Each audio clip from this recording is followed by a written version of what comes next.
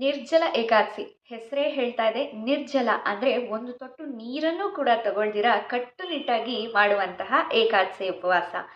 ಎಲ್ರಿಗೂ ನಮಸ್ಕಾರ. I am Jyothi Sachin from Dhatri Shloka centre. ಇದೇ ತಿಂಗಳು ಜೂನ್ 25ನೇ ತಾರೀಕು ಏಕಾದಶಿ ಆಚರಣೆ ಇದೆ. ಯಾಕೆ ಇದು ಅತ್ಯಂತ ಪವಿತ್ರವಾದ ಏಕಾದಶಿ? ಅಷ್ಟೇ ಅಲ್ದಿರ ಈ ಏಕಾದಶಿಗೆ ಭೀಮನ ಏಕಾದಶಿ ಅಂತ ಕೂಡ ಕರೀತಾರೆ. ಯಾಕೆ? ಮಹಾಭಾರತದಲ್ಲಿ ಬರುವಂತಹ ಭೀಮನಿಗೆ ತಿಂಗಳಲ್ಲಿ ಬರೋ 2 ಏಕಾದಶಿ ಉಪವಾಸದ ಆಚರಣೆಯನ್ನ ಮಾಡೋದಕ್ಕೆ ತುಂಬಾ ಕಷ್ಟ ಆಗ್ತಿರತ್ತೆ.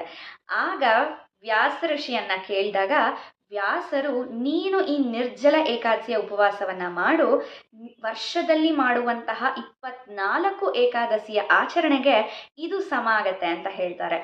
ಅಷ್ಟೇ ಅಲ್ಲ, ಭಗವಂತನ ಧ್ಯಾನ, ನಾಮಸ್ಮರಣೆ ಈ ಉಪವಾಸದಲ್ಲಿ ತುಂಬಾನೇ ಮುಖ್ಯ.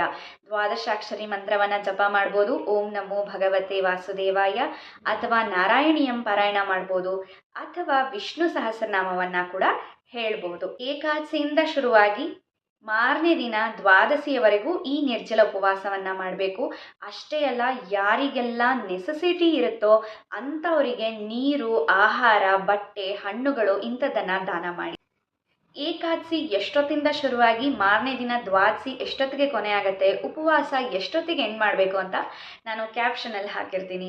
ಈ ಮಾಹಿತಿ ಇಷ್ಟ ಆದಲ್ಲಿ ಖಂಡಿತ ಎಲ್ರಿಗೂ ಶೇರ್ ಮಾಡಿ ಮತ್ತು ಫಾಲೋ ಮಾಡಿ ನಮ್ಮ ಪೇಜ್ನ. ಹರಿ ಓಂ.